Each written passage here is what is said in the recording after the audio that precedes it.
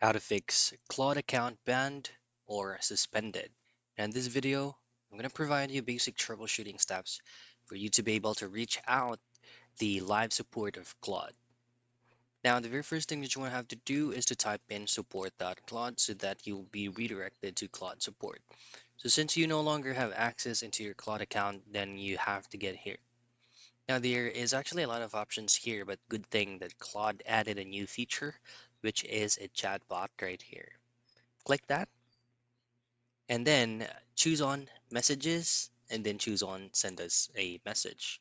And from here, you will automatically be entertained with a fine AI agent bot. And then from here, just simply choose on necessary options that you can use right here.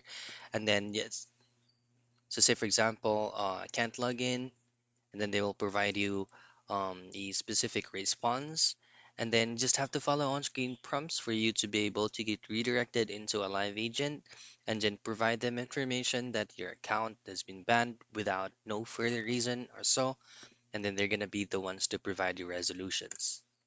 And that's it. That's the most convenient way for you to be able to fix your account banned or suspended on Claude.